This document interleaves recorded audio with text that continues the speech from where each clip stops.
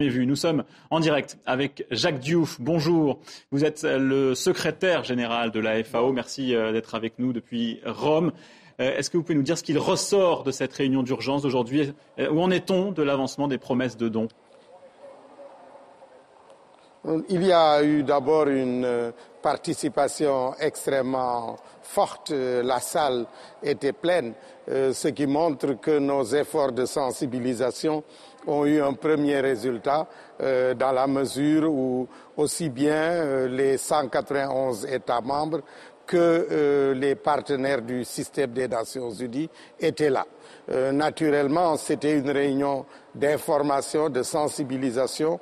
Moi-même, je venais de rentrer hier soir avec le ministre Bruno Le Maire à Rome après un séjour au Kenya. Nous étions à la frontière entre le Kenya et la Somalie pour voir de nous-mêmes quelle était cette situation qui est extrêmement grave puisque les populations sont en train de traverser la frontière kenyane pour pouvoir trouver de la nourriture et de l'eau. Et sur le chemin, plusieurs ont perdu des enfants. Ça veut dire que vous n'avez pas réussi à obtenir pour aujourd'hui de nouveaux engagements chiffrés?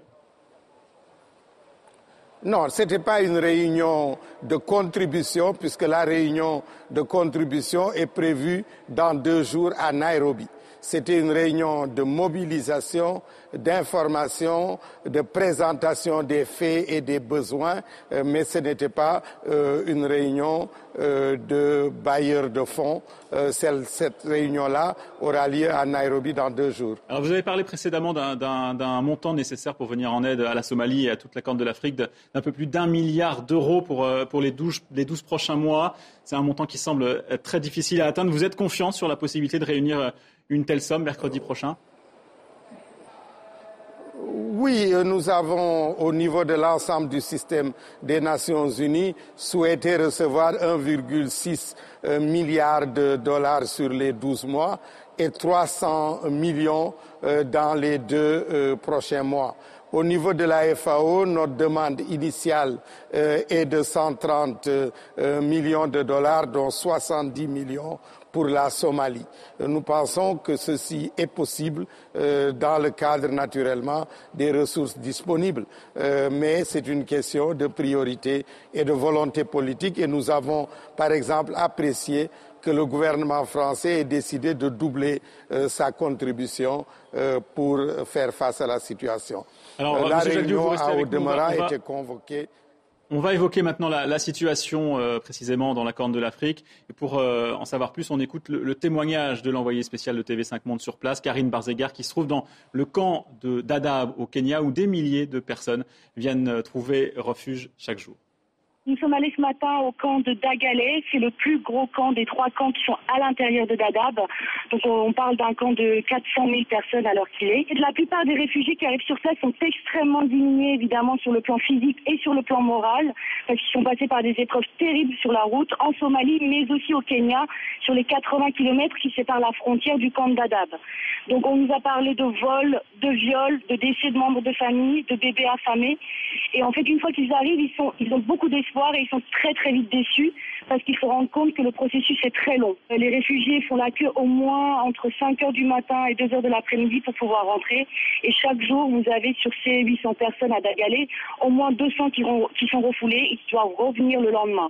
Et qui passent la nuit dehors, dans le no man's land, dans le désert, en attendant de pouvoir revenir à l'enregistrement du HCR. Alors Jacques Diouf, je voudrais qu'on évoque précisément la situation de la Somalie. Vous êtes toujours avec nous en direct de Rome. Que peut faire la communauté internationale pour que les shebabs qui empêchent pour l'instant l'accès total aux organisations humanitaires laissent un plus large accès? Il y a 2 choses. Il y a la situation particulière de la Somalie avec la guerre qui a lieu en ce moment.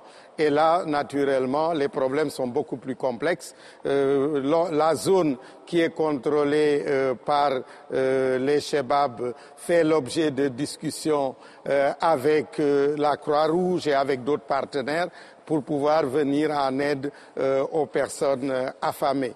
La zone qui est sous le contrôle du gouvernement ou la zone de Somalie Somaliland pose moins de problèmes pour l'accès à la nourriture. Mais il y a surtout toutes ces populations qui traversent la frontière pour venir au Kenya ou pour aller en Éthiopie. Je dois dire que ces deux pays ont été très généreux puisque les populations reçues sont le double des populations sur place. C'est dire donc la pression sur ces ressources qui sont déjà très faibles pour les populations de ces zones-là.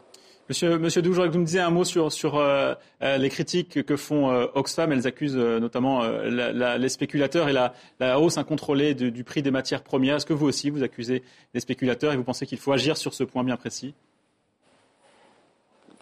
Oui, c'est le sujet de la réunion qui s'est tenue à Paris au mois de juin à la demande du président Sarkozy dans le cadre de la présidence française du G20.